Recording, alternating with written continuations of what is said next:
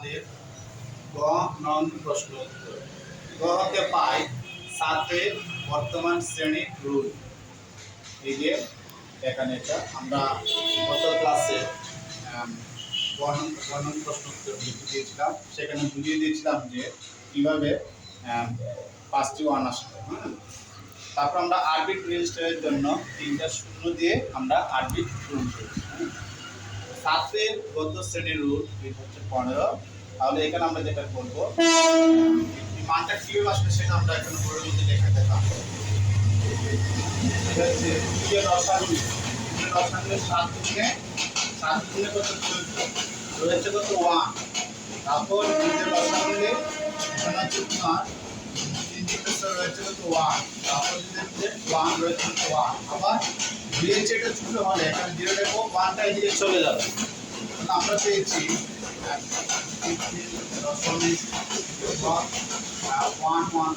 4টি ওয়ান পেয়েছি, 1 2 3 4, 4টি ওয়ান পেয়েছি।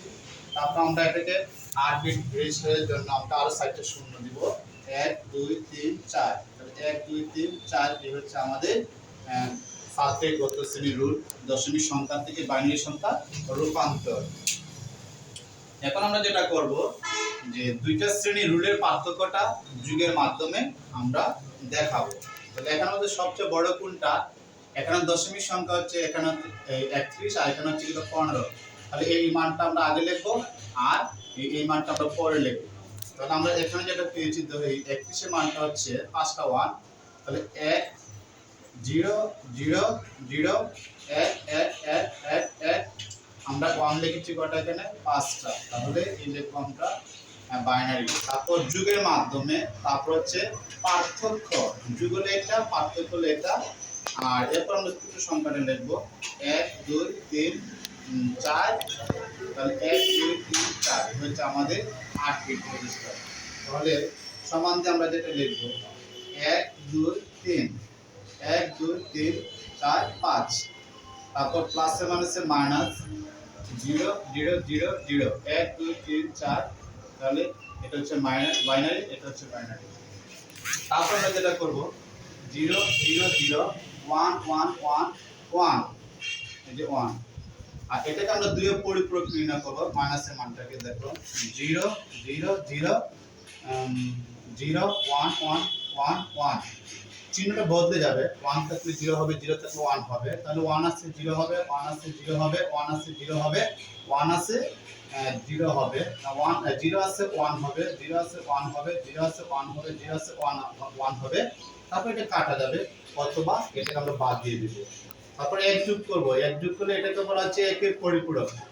তাহলে দেখো তো এখানে যেটা এই 0 আর 1 যোগ করলে কত হবে, আর 0 আর 1 যোগ করলে হবে 1। তারপর এখানে 0, তারপর আমরা এখানে লিখব যেটা 0, তারপর 0, তারপর 1 1 1 1। তাহলে এটা আমরা যেটা পেয়েছি এটাকে বলা হচ্ছে 2 এর পরিপূরক।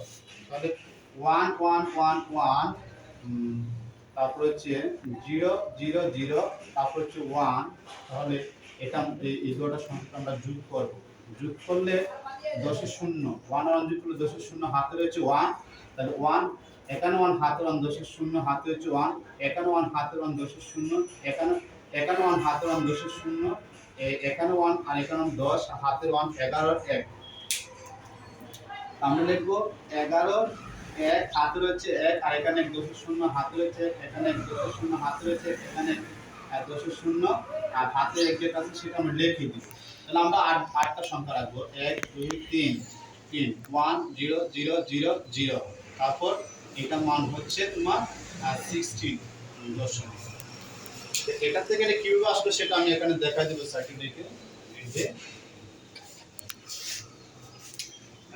0 0 0 1 1 2 3 4। তাহলে এটাকে আমরা দশমিক সংখ্যা রূপান্তর করব।